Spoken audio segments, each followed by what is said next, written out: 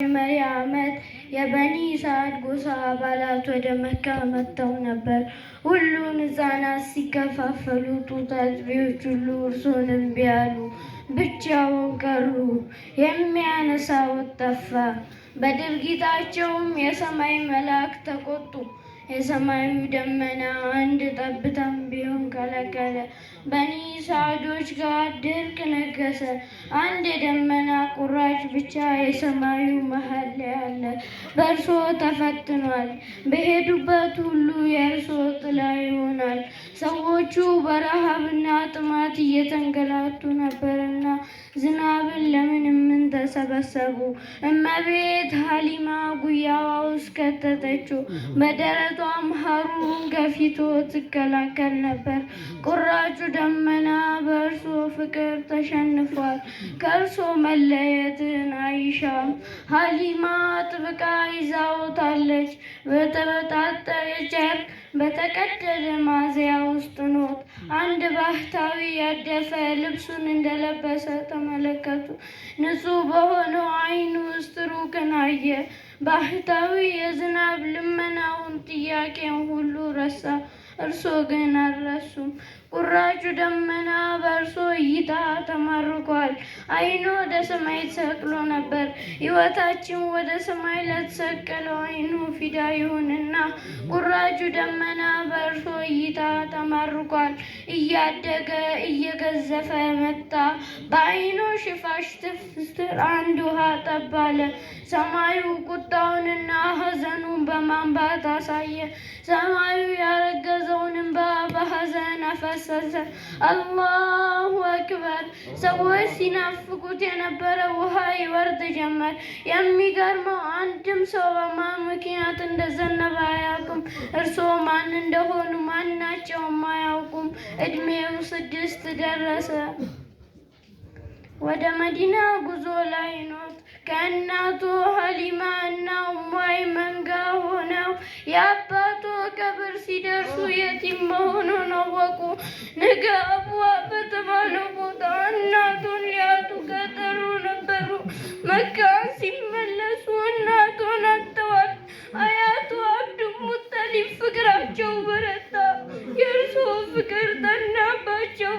ያ ረሱልላህ ልጠይቁ በእርሶ ፊት የመካ ሕፃናት እናቴ ሲሉ የተከበረው አንገቱ ይደፋ ነበር። አባታቸውን ሲጠሩ አባት እንደሌሉት ይሰሙት ነበር። ከልጆች ጋር ሲጫወቱ እናትና አባት ስለሌሉት ይመቶት ነበር። ስንት ቀን የመካ ንፋስ በውጥን ወደ አብዋ ይዞ መጥቶ ይሁን? ስንት ቀን እናቴ እናቴ ብሎ አልቅሰው ይሆን? ይንገሩን ያ ረሱለላህ። ሰይዴ ውዴ፣ ሁሌም ለእርሶ ብለን እናታችንን እማዬ ብለን ጠርተናል። ለእርሶ ስንል አባታችንን አባቴ ብለን 25 ዓመት ዕድሜ ሲደርሱ ከሰው ልጆች ሁሉ የተለዩ ሆኑ። ማንም እርሶን አይደርስም። ትንፋሾ እዝነትን ያመጣል። ቃላቶ ሰላምን ይሰብካል። እርግጥም እርሶ የሰላም ምሳሌ ኖት። እርግጥም ታማኝ ኖት። 33 ዓመት ዕድሜ ሲደርሱ እዝነት እንደ ማዕበል ይጥለቀለቅ ጀመር። በ35 ዓመቱማ ይፍጠኑልን፣ ቸኩለናል፣ እንወድዎታለን፣ ሰላም እናፍቀናል። ከዋክብት ታላቁን ኮከብ እየጠበቁ ነው። ምድር ፍትህን እየተጨቆነ ደግሞ ነፃነትን ናፍቋል። እርስዎ ጨረቃ ኖት፣ ብርሃን ኖትና ጽልመቱን ያንሱልን፣ ፈጠን ይበሉ። የእርስዎን መምጣት በመጠበቅ ምድር ናፍቆት አስጨንቋታል። ፍጡራን አሚናቸውን ይጠብቃሉ። ሙሐመዱል አሚን ይምጡ ናፍቀውናል። ወደ ኑር ተራራ ተጠርተዋል።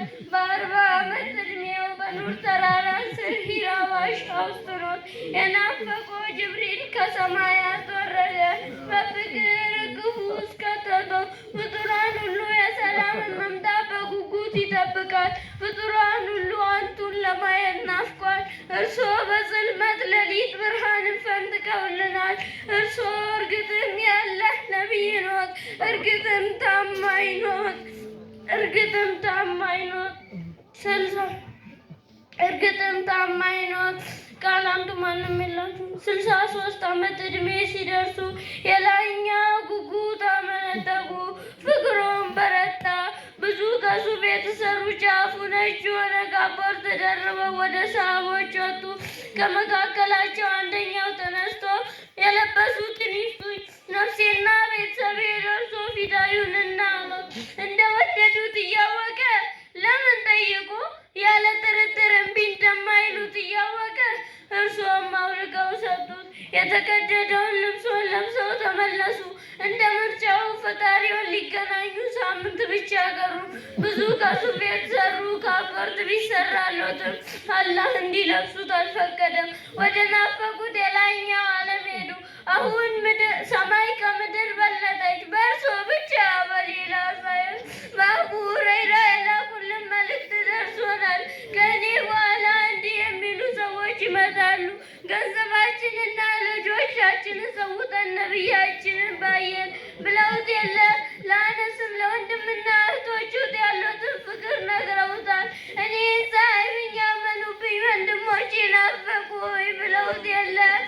ፍቅሬ ሆይ ከመዲና የሚበላ የሆነው የትካዜ ኩታ ደርበው ኡመቴ ኡመቴ ሲሉ ነበር።